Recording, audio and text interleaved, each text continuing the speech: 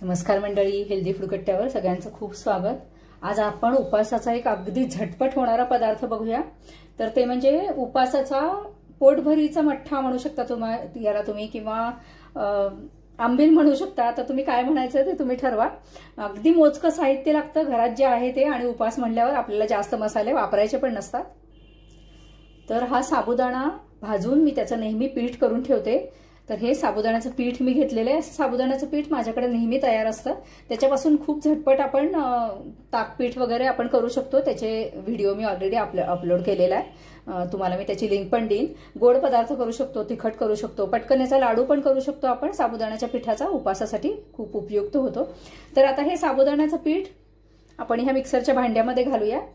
साबुदाण्याचं पीठ, त्याच्यानंतर इथं घेतले 1 चमचा शेंगादाणे, फक्त 1 चमचा शेंगादाणे घेतलेले, आणि 1 चमचाच हे साबुदाण्याचं पीठ आहे।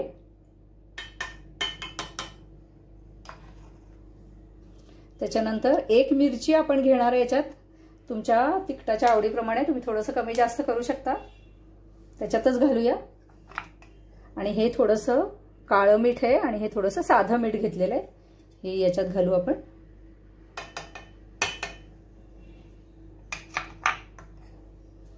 साखर घेतलेली आहे 1 छोटा चमचा, अगदी छोटे 2 आल्याचे तुकडे पण याच्यातच घालणार आहे मी। आता हे मिक्सर मध्ये आधी फिरवून घेऊया एवढंच।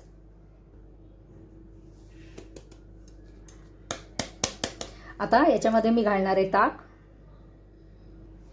आपल्याला किती हवंय तेवढं घ्यायचं। मी 1 मोठी वाटी भरून याच्यामध्ये ताक घातलेलं आहे। आणि मी आधी जसं साबुदाण्याचं पीठ घेतलं होतं, तुमच्याकडे नसेल तर हा साबुदाणा भाजायचा, आणि 1-2 मिनिटं जरा कुरकुरीत झाला की त्याच्याबरोबरच शेंगादाणे आणि हे जे मी सगळं साहित्य घातलं ते मिक्सरमध्ये घालायचं, म्हणजे छान साबुदाण्याचं पीठ अगदी झटकन तयार होतं। आता हे परत एकदा फिरवून घेते। तर हे मिश्रण असं तयार झालेलं आहे। आता हे एक आपण बाउलमध्ये काढून घेऊया।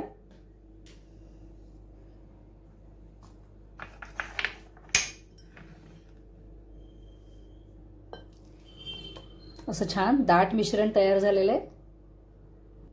आता याच्यात आपल्याला जेवढं हवं असेल तेवढं पाणी घालायचं। तर हे बघा, हे अशा कन्सिस्टन्सीचं हे तयार झालेलं आहे। आता याच्यामध्ये आपण घालूया जिऱ्याची पूड।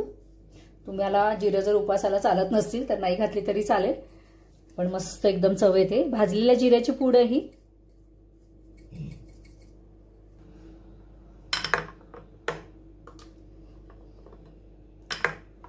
आता याच्यात घालूया कोथिंबीर। परत तेच, तुम्हाला जर कोथिंबीर चालत नसेल तर हे असंच प्यायला तरी चालेल।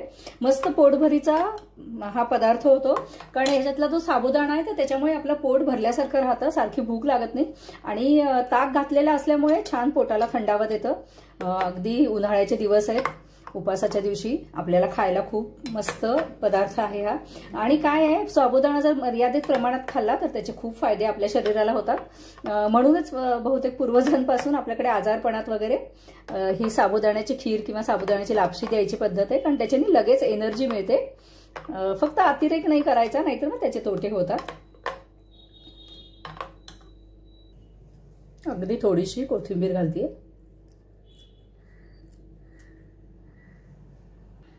आपल्याकडे बऱ्याच वेळेला खिचडीचा साबुदाणा सुद्धा उरलेला असतो बघा, भिजवलेला साबुदाणा, तो सुद्धा याच्यामध्ये असाच घेतला तरी सुद्धा चालेल, तो पण खूप छान लागतो। तर आता हे सर्व करूया। ह्याच्यामध्ये तुम्ही उकडून बटाट्याचे तुकडे घालू शकता, रताळ्याचे तुकडे घालू शकता, किंवा मखाणे असतात तर ते पण घालू शकता तुम्ही। त्याच्याने आणखीन मग ते पोटभरीचं होईल, पण मी मात्र आज हे असंच प्लेन सर्व करणार आहे। तर मंडळी, रेसिपी जर आवडली असेल तर नक्की सांगायला मला विसरू नका। लाईक करा, शेअर करा आणि सबस्क्राईब करा। धन्यवाद।